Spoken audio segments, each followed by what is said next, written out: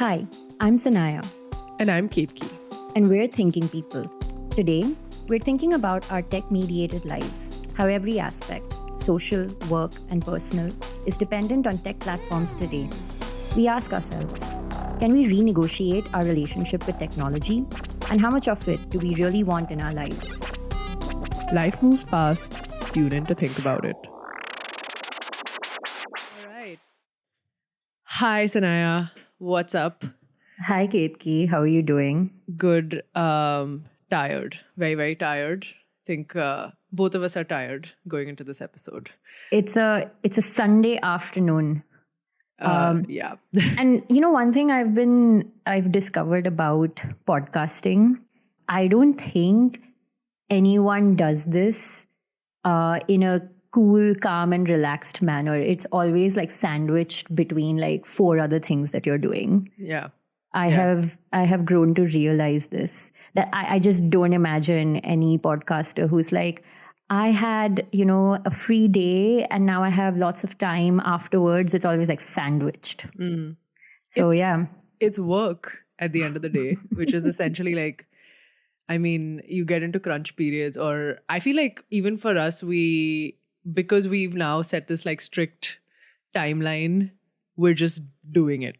Because you have to like abide by that timeline. That means sometimes you're not in the right headspace, or you're exhausted, or you haven't prepped as much, but you're like, you know what? Let's go for it. You have to switch on your podcast voice. And now because we're recording a video, also have a podcast face. So I definitely don't have a podcast face today. So if anyone's looking at my face for the first time right now, it's good as it gets better. But today it's as good as it gets. As with the previous episode, I have just come back from a work event. On a Sunday. Yes, I was there. I was there at the World Health Summit. So if the few people who listen to our podcast, if any of you are also at the World Health Summit, maybe I saw you, maybe I didn't.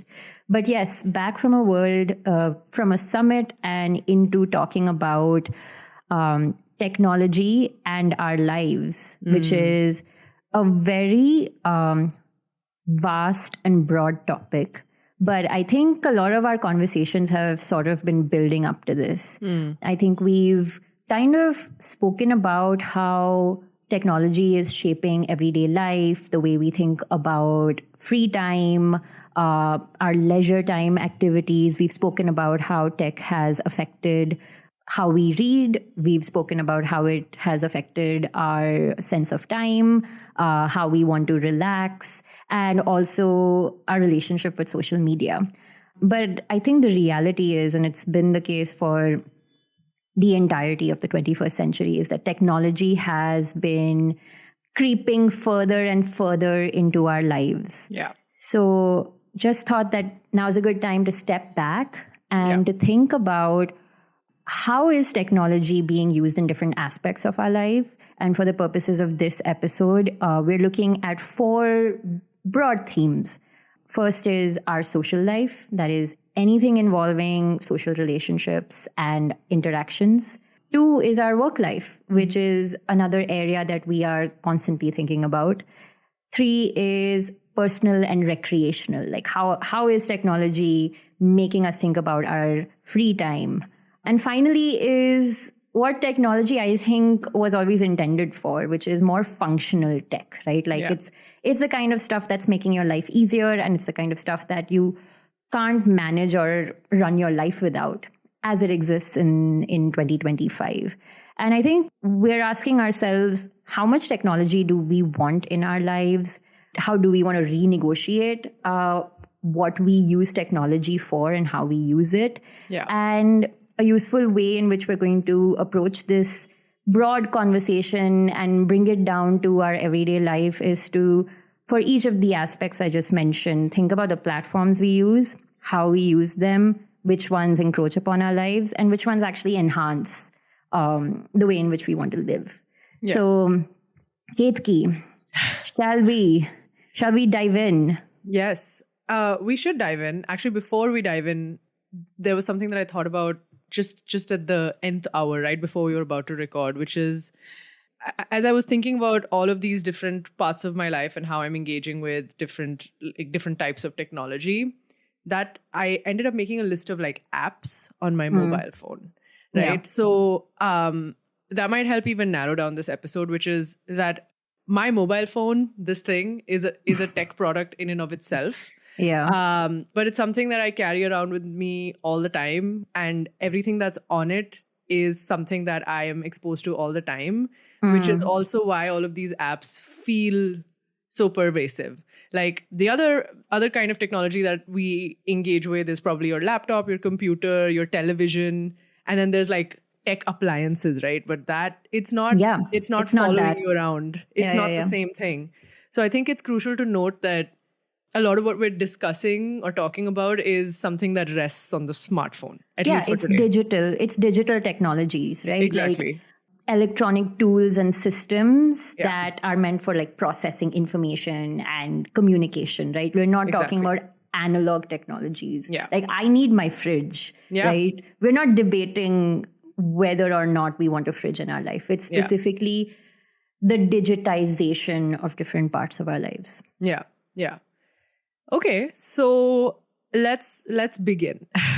So I think the first theme, like you mentioned, is like social life, essentially, or tech-mediated social life. We've done 2 entire episodes, so spoken about this at length for about 2 hours, where we've talked about what it has meant to come of age on social media, right?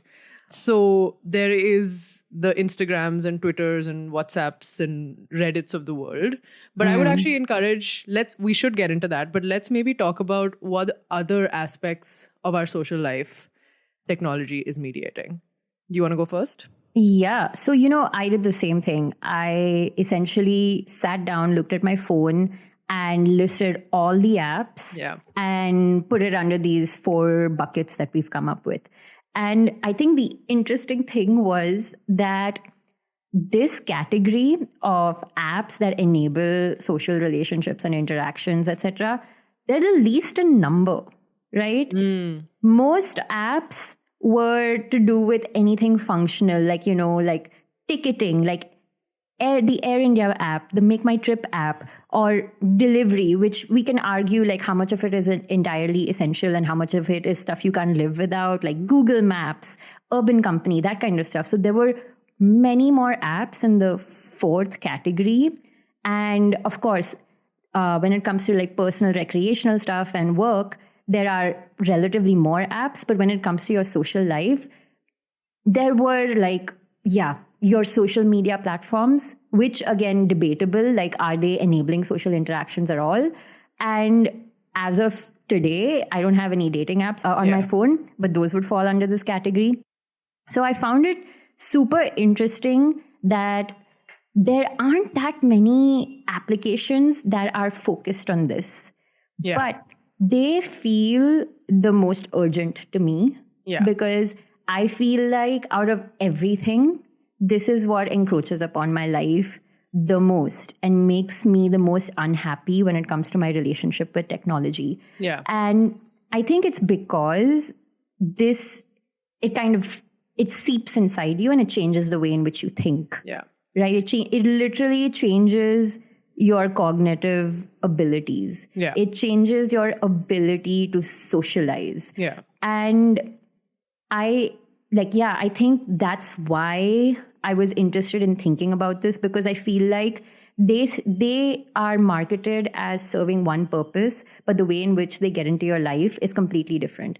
So, for example, I also found myself thinking about, okay, what are the unexpected ways in which like a social app is affecting me? And one really basic thing that struck me is that for the past 10 years, or let's say 7 years, let's be kind to myself, let's say 7 to 8 years, I cannot wake up without scrolling on something.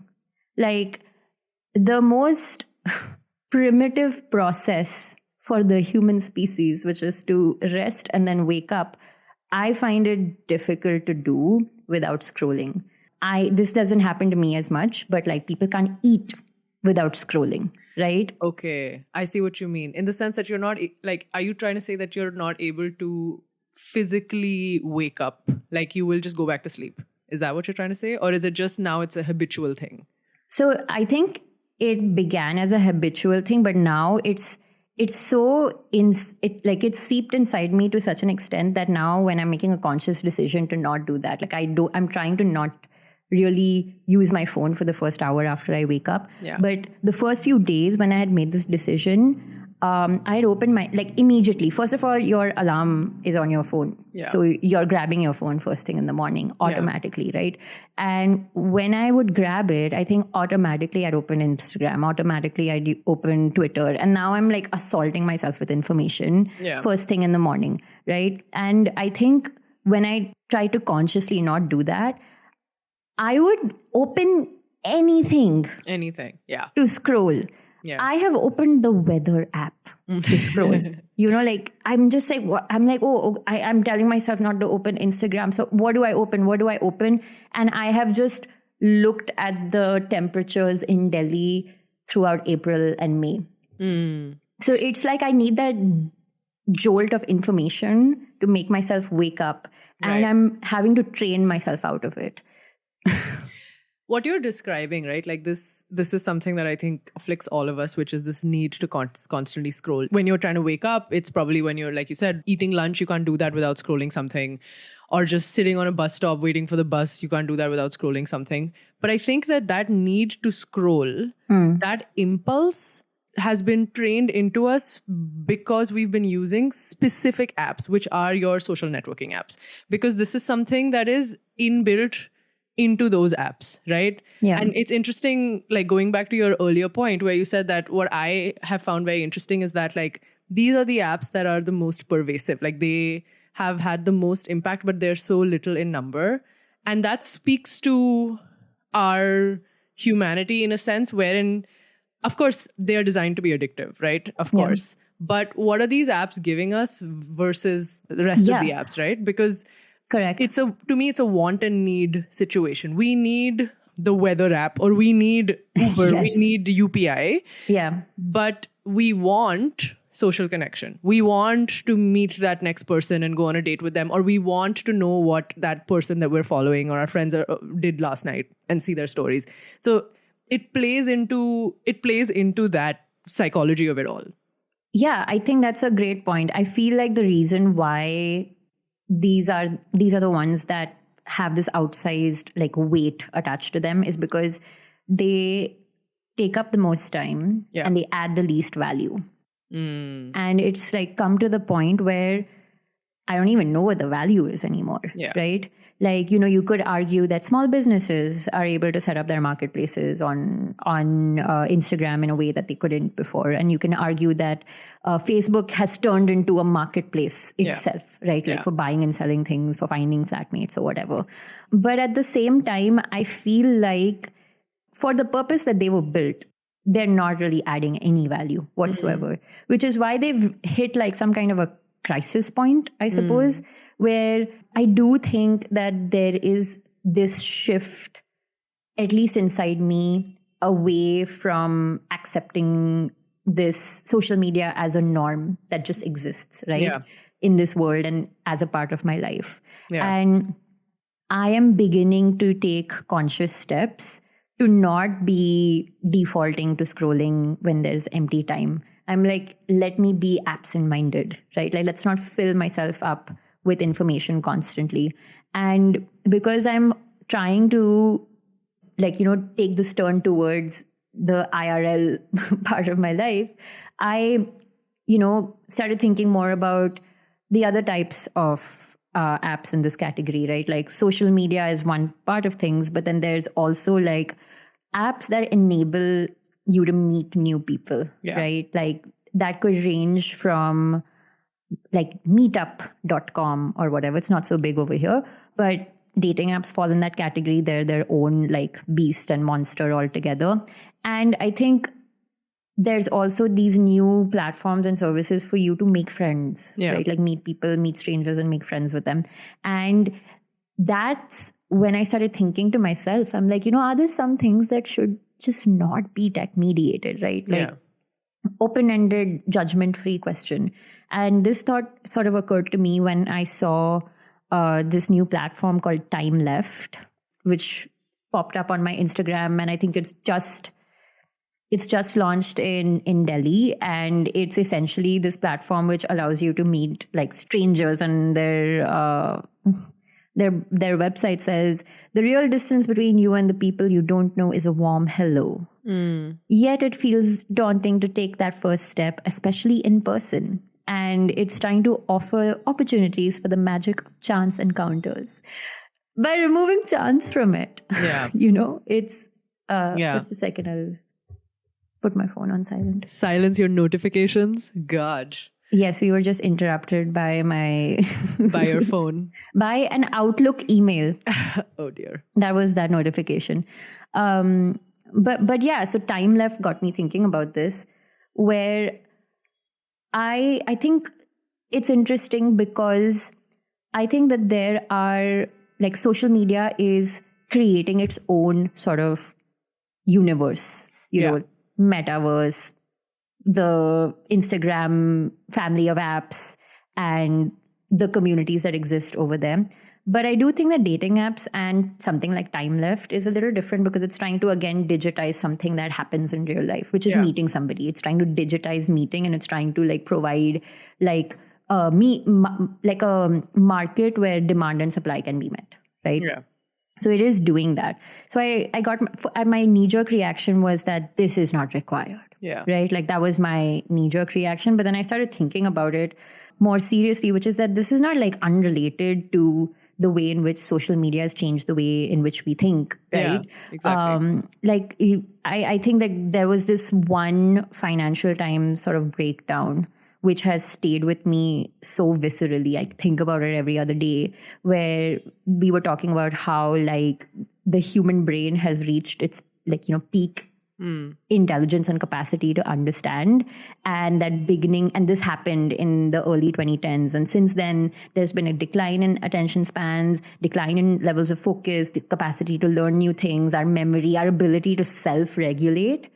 And all of this has happened because our relationship with the apps on our phones has gone from something that was more active and intentional and self-directed to something that's more passive and regulated by an algorithm, and we've sort of suspended like critical thought, right? So I feel like that has led to a situation in which it is difficult, that warm hello is daunting. So like do I want to then not acknowledge the fact that that's the reality that has been created, and therefore maybe something like Time Left is a good innovation, so I found myself going on this journey. To me, it's a tech solution to a tech-enabled problem, right? Like, in a sense, we did an entire episode essentially talking about the article that Derek Thompson wrote for The Atlantic, where he's talking about how more and more Americans are spending time at home. Increasingly, our work lives are also us confined to our homes, interacting with our laptops primarily and not people. So the truth is that because of, you could say, social media, but technology in general and the course that it's taken, we find ourselves more and more isolated than ever. So these apps are coming up in this scenario where people are they're now starting to recognize the ill effects of this isolation. They're feeling lonely. They want to meet people. That's a core human need. How do you do that? How do you do that where and it's extremely hard to also one is that, okay, this is the solution. It's not a perfect solution, but it's an option. An option. It's a proposed solution. Exactly. But another thing that we're thinking about is in this episode is essentially okay, let's remove this. Let's take this away. So then what's the alternative, right? Like, say you want to go on a date, or say you want to meet a new person. The real way to do that is to just go out there, exist in the world, find someone you think is interesting, and then approach them. It seems easy. So simple. So easy, right? Like, let's just, go out and do that. But it's simple, but it's not easy. Yeah. It's simple, but it's not easy. But is there value in that struggle of doing that? right? Like that is the inherent question. Like when dating apps came into the market and I was confronted with the idea of using them, I was like, what would this take away? And I think like a lot of times, like if I like someone, I'm fueled a lot by that initial interaction wherein you meet someone and there's something that clicks and connects. So you like something about, if not the way they look, but something they said to you. And that forms the motivation to you to act on that further, right? And that thing you can only really have in a human to human scenario. It's really hard to replicate that in these apps. So in the context of these apps, what you need is some kind of next level, like internal drive or motivation to go and meet people, which is hard to muster time and time again, right? Yeah. And I also feel like I've always felt this way about dating apps. I mean, not always felt this way, but I began to feel this way. I think I was in our very first episode, like we were quite like optimistic and bullish about dating apps, and then life How happened. the tides turn. Exactly. Yeah, life happened. But I think like my thinking on dating apps kind of evolved to this understanding that dating apps are trying to offer control over a process that cannot be controlled fundamentally, right? Like even time left and it's whatever, it's boilerplate description. Like we want to create the magic of chance encounters. If you want to do that, then you have to let it be a chance encounter, right? Like you can't have it be a curated set of people who have to take a fucking personality test and then get matched to like 4 other people. Maybe you have like, I don't know, like some kind of an Excel sheet formula or an algorithm that like matches people randomly. So it creates, there's randomness in the process itself. I don't know what that is, but I think that is the more like existential question, right? But then when you think about it existentially, you realize that the world we exist in is one where, maybe the people we would like to meet are more socially cut off than they used to be before. That's the reality. The other part of it is that in India, it's never been easy to just meet people without a filtration process. Right? To be incredibly crude about it. Like when it comes to dating people, you're dating people from your own like socioeconomic class, caste, whatever, right? The older algorithms that existed were your school, right? Or the place where you worked. And it's not as though you could just enter a bar in Delhi and like hope to meet someone. Like those opportunities were less. So I feel like dating apps did bring new possibilities in India that did not exist previously. I think that's what we were talking about in our first episode ever. But that fact remains that, it also, like this is the kind of stuff, like the introduction of a technology platform encourages people to behave in like shitty ways. Right? Absolutely. Like I was just going to say that this is, while that is incredibly valid, and to this day, I think that is possibly why maybe I could return to a dating app or you could return to a dating app in the future. The stakes are incredibly low within the context of these apps, right? Like if you do meet someone organically, whether it's in a shared context, if it's in school or college or work or even in your larger network, whatever context that may be, the stakes are kind of higher, which means that you take it or treat that there will be social consequences to you not behaving well. So you treat it with a little bit more sincerity. And I think with dating apps, it's an extremely shallow exchange initially.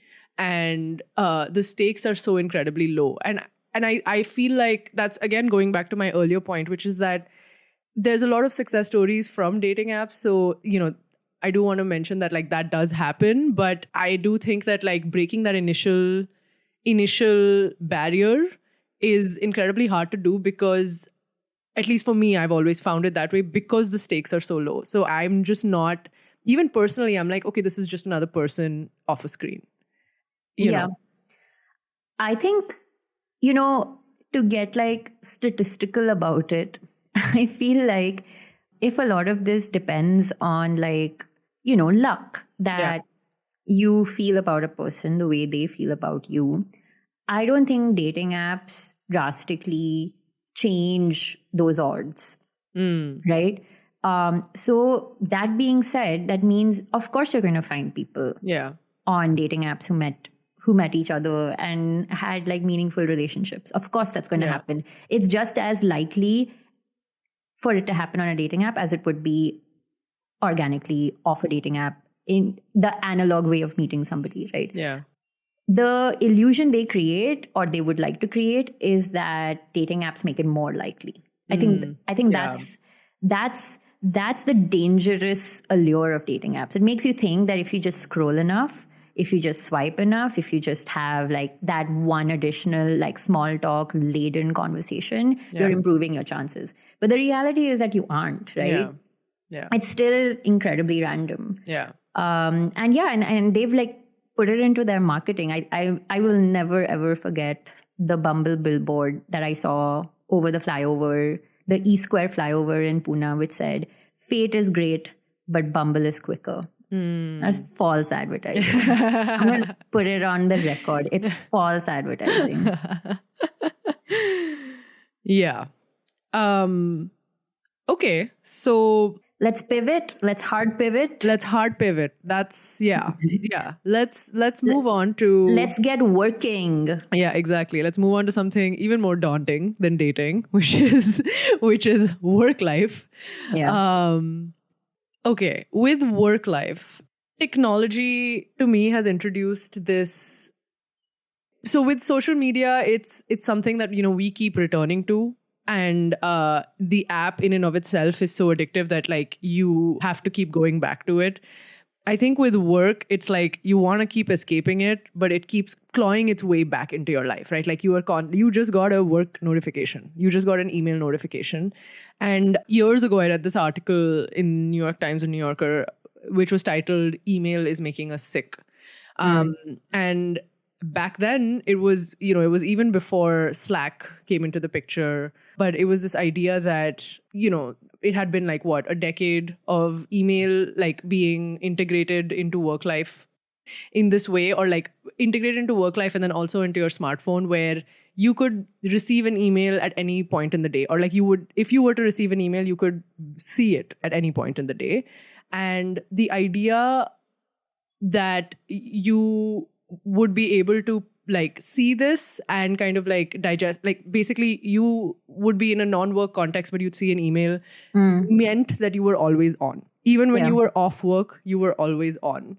And that's the central thought behind that particular article that came out like, I want to say 5, 6, 7 years ago. And I think now it's become all the more dire.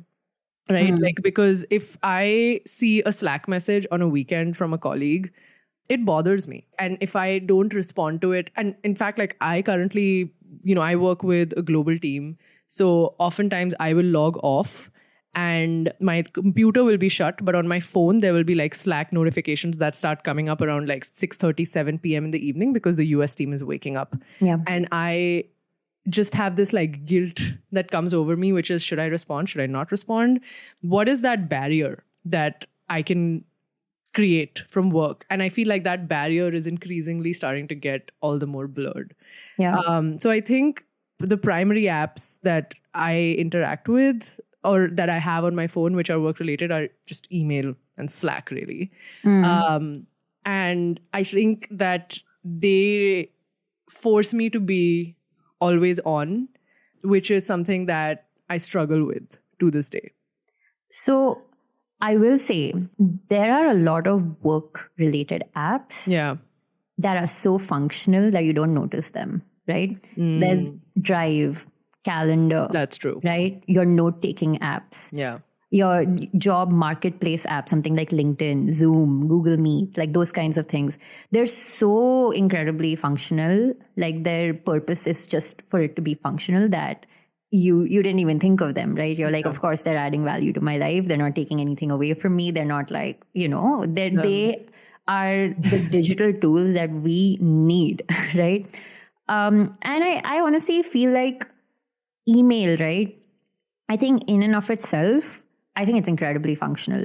I think it's the way people use either Slack or email that creates most of the problems, right? I feel like the issue with what you were describing of seeing an email off work hours and you feeling like, oh, if I'm not even aware of what is being said over here, I feel guilty, right? Yeah.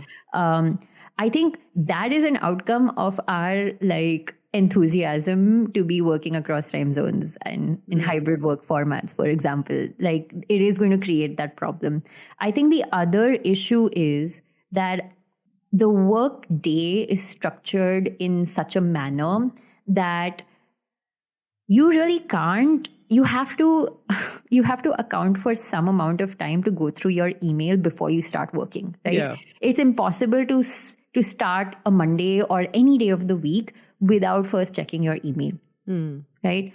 But because that's a time consuming process, a lot of people are like, I'll do it on Sunday night. Like I've heard people do that, right? To get a head start on Monday so you can hit the ground running or whatever.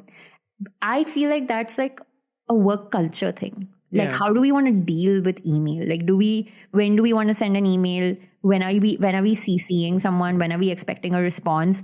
I feel like the shocking thing is that email's been around since the 90s, but because the workplace has evolved so much and communication at the workplace has evolved so much, like we still don't know what should be an email, what should be a meeting, and what should be a Slack message. Yeah. Right? And I think the place where the messiness starts is because of these affordances, because of what all of this allows you to do.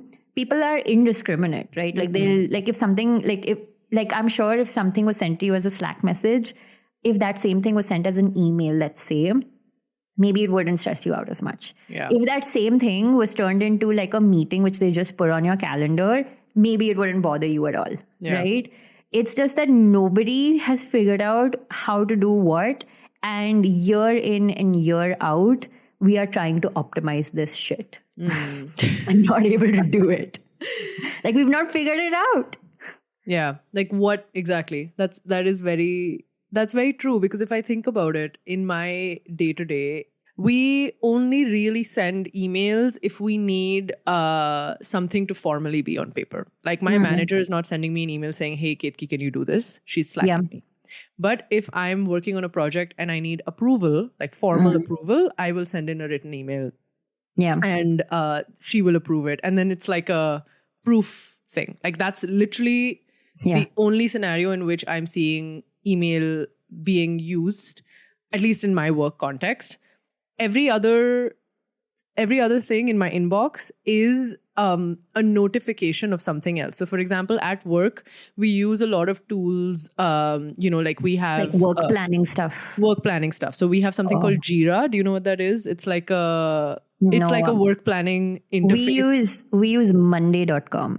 Okay. So it's some other version of that, something like that, where if there's a task, someone will create a ticket on Jira, and then that task will be in process, and then you can change the status of that task and then move it to like ongoing, ended, blah, blah, blah. And then you can organize those tasks under a number of fields and filters. We use that very regularly across teams, and my inbox is often littered with just notifications. This person has tagged you on this thing on Jira.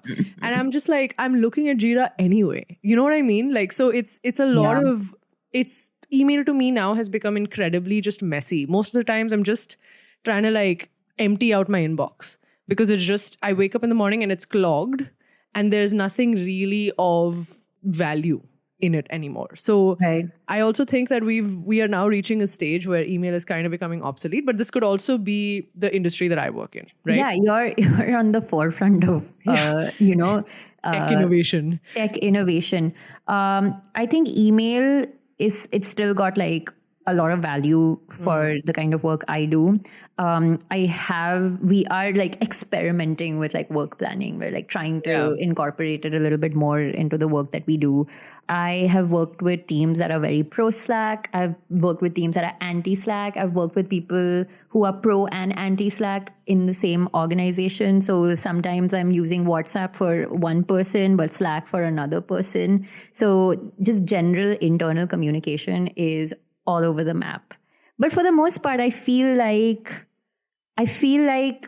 it's a little more manageable. I feel like I don't hate it. Like I hate it sometimes when I feel like, if there's like a clash, right? Yeah. Like if I have a preference, like if somebody wants to ask me something, I work in a space where people are very happy to send WhatsApps, right? And I don't like WhatsApps, but because there's no like internal standard per se, and WhatsApp is acceptable, like sometimes I'll get like a brand new request on WhatsApp, right? Yeah. And you're right, like I want some of these things to be documented on email. Yeah. But that doesn't happen. But then in those situations, when there's a clash between the way you want to communicate and the way somebody else wants to communicate, like that's when it really gets to me. But yeah, I think that's like, again, like organization by organization struggles. Yeah. I do want to ask though, like, I mean, my organization is remote first. We work with a lot of people all around the world. So most of our communication, work related and interpersonal, happens through a digital medium. Is that true for you too? Like, is it more likely that you will communicate over a digital medium, right, versus in person? So I think we are also hybrid. So I think honestly, hybrid work setups just fuel confusion in my mind. If you are completely remote, then you know that you're going to be going through a digital channel. And I think that me personally, because I started working almost alongside the pandemic, right? So I feel like my preferred mode is through like a digital platform. And by that, I mean that, sometimes when you're working in person, what ends up happening is that you're not documenting as closely. You're not as mindful of the time, right? Because everybody's just in office. Like, so what if this meeting is running over, right? Like, there is a higher tendency for something like that to happen. And, someone may just see you, right? And then remember something and say, hey, I have been meaning to talk to you about this. Like that proverbial like water cooler or whatever, let's just come up with a new idea. I feel like sometimes that creates like double work, because it's like you'll have the informal version of the conversation, but then you need to have the formal version of the conversation. And a lot gets lost, right? Because of that. And I feel like maybe it's because I don't think I spend a lot of time in person work environments before 2020. So it's like I'm imprinted, right? Like this is the way in which I like to function. Right. And now I work in a hybrid setup where I feel like these kinds of like communication gaps, communication channels, the way in which people like to talk to each other, their personal preferences, etc. Like I feel like that just becomes a whole different side of work, which are like navigating like interpersonal relations. And this becomes a part of that. So yeah, I think how does technology enable or aggravate interpersonal work dynamics? Like that's a completely different I actually conversation. have a slightly differing view on that, because personally, I mean, I've worked in a in-person setup, right, before 2020. That was my first job. And while a lot of what you're saying is true, like respecting time, like I think, it's not the same as I have a 1 hour meeting slot in our calendar and we're going to respect that. That did not used to happen back then. But I also think that there was a lot more trust between people and coworkers just by virtue of being in the same space over prolonged periods of times. And I think like for an organization to function effectively, that trust is really important. And I think that it's really hard to foster that digitally. Like it goes back to, again, what we were talking about with dating apps and things like that, right? Like there is something to be said about just being in someone's physical presence and what that means. Like there are cues you pick up on outside of just what's verbally communicated. And I think what we're essentially talking about, right? Like even with social networking or with work, is that there's so much onus, there's so much emphasis that's being put on what's being said, what's being verbally communicated. But that's not the entirety of it. It's not the full picture, in my opinion. No, I agree. I feel like just stronger relationships, like you definitely, like I don't think there's a substitute for seeing the people you work with. And sometimes having a more like flexible way of working, like some things may need an undefined period of time where you have to just sit with the other person and you're like brainstorming. Creative work, for example. Yeah. Exactly. I fully agree with that. Cool. Okay. So, let's move from work to play. Before we move from work to play, I wanted to get your take or get some insight into your relationship with AI. Oh. Yeah. So, you know what's really funny? Is I put AI or ChatGPT both as like functional tech and also as like work tech. But Interesting. So because I feel like I use it now even outside of the context of work. I think so people who may have been following this podcast know that I'm very suspicious usually of new technology. And so it takes me some time to open up to it. And it was the same with ChatGPT. And I think for a long time, I just resisted it. And I was like, I'm not going to do that. No, I'm not going to do that at all. And then I think at some point, my organization is very encouraging of employees using AI to optimize their tasks and be more productive. And at some point, I think I had a coworker tell me that she just like fed something into AI and it generated some spreadsheets or something for her like instantaneously. And I was like, you know what? Why am I putting in all this hard work? Like, why? So I think, and I was like, why am I also going against the grain when my organization is telling me use AI? Like, just do it. So I decided to start using ChatGPT. We also have like an in-house AI as well. And it has made life a lot easier at work. I will say that. It has made life a lot easier, especially when I have to do like data related work, calculations, and all of those type of things. But increasingly, now I think I've been using ChatGPT for about 2 years. I do feel like where I'm starting to have an issue with it is when it comes to writing. So I reached a point where if I had to like draw up a report, what I would do is because I'm like, you know what? I'm all about saving time at work now. I would put down a few points and I would feed it into the AI and be like, draw up a report for me. And the AI would do it. And then I would make edits and it's out. Right? And I was like, okay, great, easy. But there's always something about that process. You know, I started doing that with writing emails, like if I had to send out a long email, big updates and things like that, where I just started to rely on AI as a crutch when it came to like language, like actual, you know, like writing. And now I think that makes me a little uncomfortable because I think about it purely from a cognitive health perspective. And I really, what I mean to say is, and this was my issue with AI to begin with, which is I think that it's important for us as human beings to be consistently engaged in the act of writing, which is not mediated by anything else. Like it's extremely important for us to continue to hone on how we communicate things. Yeah. And I know that like an email or a report is not that significant. Like if I was to say that, like, hey, I wrote an entire novel and it was like generated by AI, that's a whole other conversation. But I think that it's still significant because I don't want to ever reach a place where I trust the AI more than I trust my own writing abilities.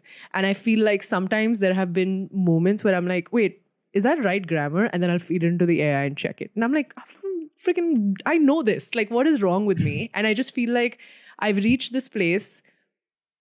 Anyway, I've reached this place with it where it's starting to make me uneasy. Yeah. I don't know what it's going to do to my self-expression. as I go forward. Like, I think that's the thing for me. I'm most concerned about that. I think about like, I'm grateful that I was not a university student when ChatGPT was a thing, because Right.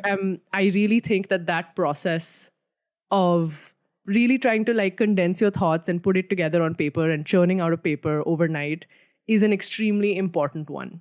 You know, Yeah. I think there's this meme where it's like college students give up AI and engage with academia the way God intended. And it's just like some caffeine fueled woman awake at like 3 a.m. or something like that. Yeah. And and I think that is starting to concern me a little bit. But again, I think that moves away from work and it moves away from AI being functional to more about AI and the role that it plays in self-expression and thereby creativity, right? So I think, yeah.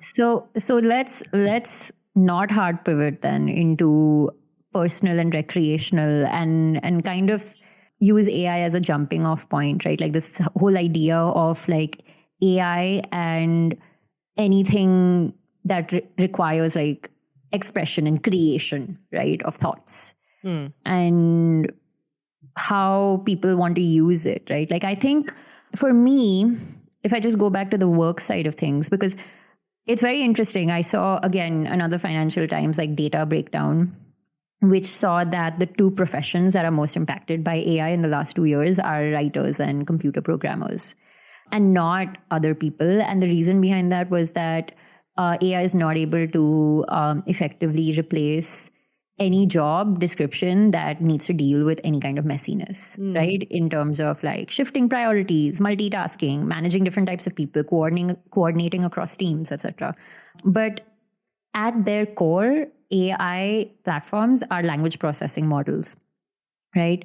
It's able to process large amounts of information and then convey it in the form of written material. Yeah. Right. And the machine learning aspect of it is all the content that has ever been created fed into this processor, and it then creating drafts for people to use, edit, however they may want to, however they choose.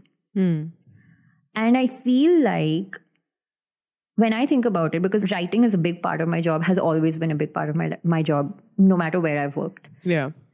I can almost feel instances in which my brain is functioning like the AI brain, right? Where I don't need to put in any like intense thought to create something, right? Like I'm taking existing material, I'm reorganizing it. There is a language guide, there is a format, there is a template, and there is a basic expectation for, let's say, how a tweet or a social media post needs to be drafted, because this is voiceless, right? Like it does not have authorship attached to it. It is the organizational voice contained in a style guide, and you have to make sure that it aligns with existing posts that you've put out. And you are a human person. Like Sanaya's voice, we don't want that there. So like I have to, in those moments, kind of function like a machine does. Right?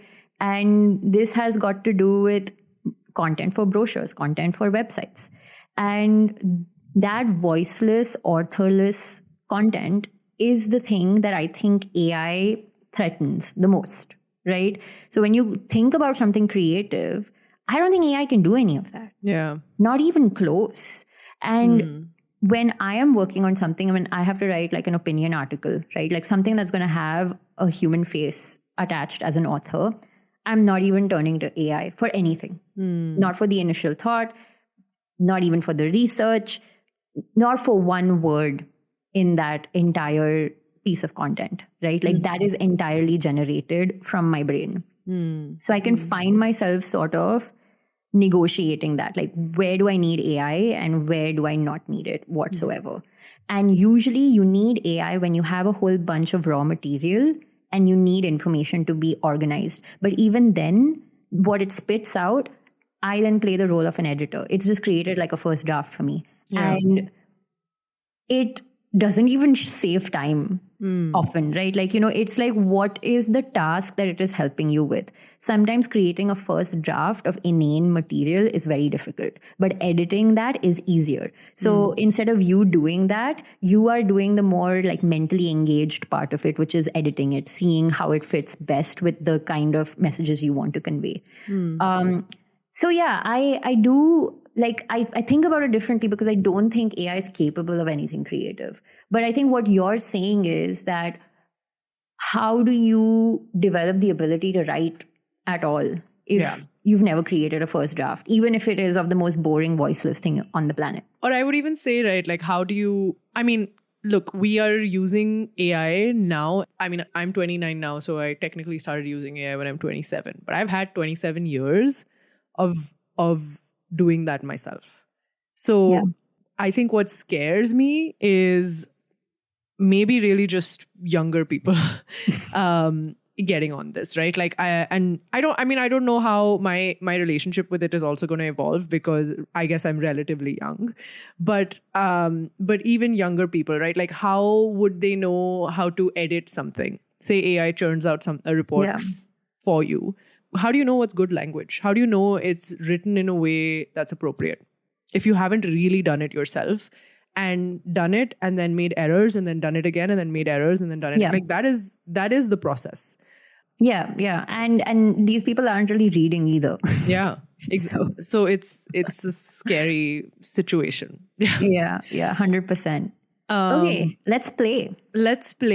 I do feel like there's so much more that we can talk about when it comes to AI, but yeah, we should let us go back into the initial themes that we had outlined. So the third one is personal and recreational life. So essentially, how does technology fit into your free time, so to speak? So I was thinking about this, and I feel like the biggest subcategory of apps over here are your like streaming platforms, right? Whether it's music streaming or TV shows, movies, your Netflix, Prime, Geo, Cinema, whatever, right? Yeah. There's all of that. And then I think that there are some apps that I would also classify as more functional, like, for example, like your ticketing platforms, like whether it's Book My Show or District. It's allowing you to, it's easing the process of going and watching a movie, booking tickets for a concert. Who wants to stand in line for those tickets? I don't think anybody does, right? Like even stuff like Airbnb, like if you want to travel somewhere, it's made those things a lot simpler. So I feel like the functional apps aside, when I focus on these streaming platforms, I think the central tension is going back to what we discussed vis-a-vis social media as well, which is how much active decision making is taking place and how much is being sort of dictated by the algorithm, right? And it's flattening things out, because this also like contributes to like creative expression. So when I think about the Spotify algorithm, which is one of the most atrocious things that I think has happened to my ability to seek out music and listen to new music, and this whole idea that it's flattened out everybody's like music listening experience, I feel like it's an open question. Like how do you combat that? Because there is a functional purpose over here, right? Like it is infinitely easier to listen to music digitally streamed than it is for us to buy incredibly expensive physical media, right? Or like music players that cost a lot of money, right? Like there is a huge functional element over here, but how do we exercise our own decision making so that we aren't like slaves to the algorithm? Yeah. I've often even felt that about even something as small as like a Letterboxd, because on Letterboxd, like you have this section just as you open the app, which is like films popular this week, and it's just the same thing, like the same films that are hot on social media that are being like sort of recommended to you. Yeah, you're right. Like I think it takes away from discovery. I think what these apps initially possibly intended to be were, like you said, more accessible. Like that you could be sitting in some one other end of the world and listening to an artist from a whole other end of the world. I do think they have enabled that. And that is of value, but I agree that it has taken away. I mean, I feel like I have two perspectives about this, right? Like one is it has taken away our ability to continue discovering things. But for a lot of cultures around the world, it's still the only way to discover things. Like why else is K-Wave a huge thing in India? It's a difficult one to answer, and there are like, so it's like when you engage with it a little bit more deeply, there are like larger ethics to it, right? Like how much are these apps paying the artists? I also think it fosters, it has fostered a stan community, but I also think that the way that our relationships exist with artists today are very different than they would earlier. So it's a complex thing, I guess, is what I'm trying to say. But something that I was thinking about under the context of play, and this is not technically play, but it's more of like staying informed and keeping up to date with like what's happening in the world, like politically, with the news. I actually think that like technology has taken away my ability, I'll speak for myself, to be able to engage with the news more deeply. Yeah. And I think that has to do with many, many factors. Like, of course, I am primarily getting my news on social media, which is not good. But I have, in order to combat that, downloaded a bunch of news apps on my phone and switched on the notifications. But I don't read those notifications anyway because they just clog up my phone, right? Like I just keep getting... If I open my phone, my notification finder at any point in time, it's like 20 notifications from BBC and I'm not reading a single one of them. So I actually think that this is something that I feel increasingly a lot more like disconnected. As connected as I am, I'm also not engaged with the world. I think I'm engaged with the world in a very singular lens. Yeah. And that singular lens is mediated by an algorithm. Yeah. But what's happening in the rest of the world, like I know it in a very like superficial way. And I really think that like the news, I don't know how it can be now because this is where we live. But if it can be, extricated from like the world of social media, and I actually, we return to a place where we're actually just consuming it off of a newspaper. Yeah. Game changing. For a lot of things, I think. Yeah. So, I've been reading the newspaper of late. It's one of the things that I'm trying to do in the morning instead of scrolling, right? So I'm finding ways to fill up the time because I still have like this desire to like consume information, but in a less like attack on my senses way. Yeah. But the interesting thing that you're saying, right? Like the algorithm on the one hand, like flattens things out. Yeah. On the other hand, that it's also, I think when it comes to something like news or information on social media, it's created like this intense fragmentation, right? Like you don't have a situation where people are consuming the same information anymore. And I found myself realizing this when I pivoted away from like, let's say, like I think this is one of the things I'm trying to do consciously. Do not read news on social media. Fuck the news on social media. Yeah. And it's okay if I'm getting information a little later. It's not as fast. Like I don't need things to be real time. Okay. Yeah. Like I don't think that's a necessity when it comes to information. Yeah. At least this kind of information. So I started reading the newspaper. And I'm like, whoa, this is a completely different universe of happenings. Yeah. Right? This was not making it to my algorithm. Yeah. And it just made me realize that, okay, the newspaper is, if everybody reads the newspaper, we're consuming the same information. Right? But we're not. We're all on social media. So we're all consuming different kinds of things. And if you happen to be on the same algorithm as somebody else, then you're getting the same. This is the whole idea of the echo chamber, right? Yeah. And Yeah, What you're saying is that we don't really live in a monoculture anymore. Yeah, but that has so many implications for the way in which we think and behave. Yeah. Right? The way in which we want to engage with the outside world. And I also feel like because more and more people are now engaging with the news or consuming the news through social media, their reactions and responses to things that are happening in the real world, which are real, are very like social media. So it is, and it's like, oh my God, I'm so funny. I'm so edgy. You know, like that kind of kind of reaction and response is extremely social media coded. No, I think this is that blurring of the lines, right, of real world events and a social media mentality that receives it, and it only exists online. Right? Like anything that's happened in the last few years, which is a world event, right? Luigi Mangione, let's not forget.